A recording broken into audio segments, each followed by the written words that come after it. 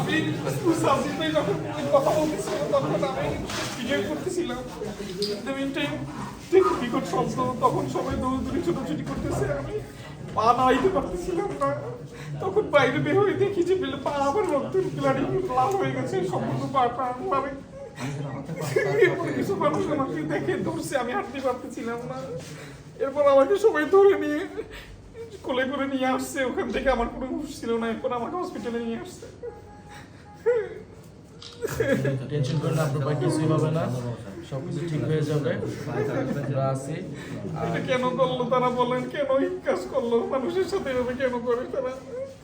এই কাজটা যারা করছে আমি তাদের বিচার চাই, সুবিচার চাই। মামলা করে আসছি, যারাই করুক এটার বিচার ইনশাল্লাহ আমরা নিশ্চিত করবো। জি, আমার পাটা না কি হবে, কেটে ফেলতে হবে, চামড়া কেটে কাটতে হবে বলছে। আপনার পা সব কিছু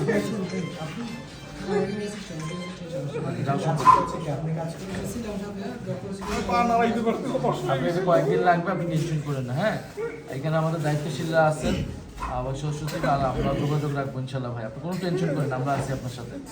হ্যাঁ, আপনার কিছু হলে এটা আমাদেরও হবে, আপনি টেনশন করেন না।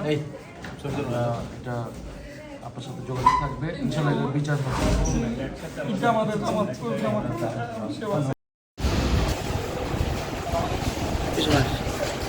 আমি অতীতে গিয়ে এখন অতীতে গিয়ে দেখতেছি আমাকে একটু বাচ্চা এদিকে আসেন, ও আসেন। ভাইয়া কি হয়েছিল একটু বলেন তো? ভাই, আমি এনসিপি প্রোগ্রাম চলতেছিল, আমি ওইখানে ছিলাম। তো আমি প্রোগ্রাম সার্জিস ভাই যখন কথা বলতেছিল তখন হঠাৎ করে তীব্র এক আওয়াজ, বোম, কি যেন বোম মারছে। তো হঠাৎ করে দেখি যে আমার পা ধোঁয়ায় অন্ধকার হয়ে গেছে।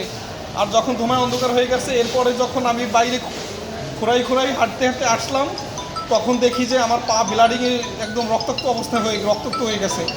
এরপরে যখন আমি এক ভাইকে বললাম, তখন আমি অজ্ঞান হয়ে পড়ছি, তখন তারা আমাকে ধরে নিয়ে আসছে।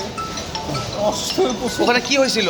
ওখানে এই এনসিপি প্রোগ্রাম চলতেছিল, আর এই প্রোগ্রাম চলাকালীন যখন সার্জিস ভাই বক্তব্য রাখতেছিল আমি শুনতেছিলাম।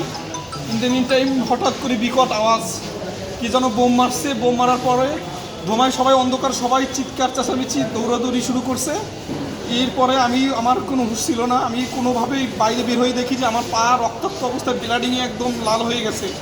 পরে আমি কান্নাকাটি করতেছিলাম, আমাকে কিছু সাংবাদিকরা, কিছু ওখানকার মানুষরা আমাকে ধরে আমার এনাম মেডিকেল কলেজে নিয়ে আসছে। আমার বাম পাটা পুরো অপাস হয়ে গেছে, পুরো ব্লাডিং হয়েছে ভাই অনেক। আমি পুরো অপাস হয়ে গেছে। আপনার নামটা? আমার নাম মোহাম্মদ শাহিন খন্দকার। আপনি কোনো পদ পোস্ট আছেন? আমি এনসিপিকে সমর্থন করি, বাংলাদেশ জামাত ইসলামের সক্রিয় কর্মী। আচ্ছা ভাই।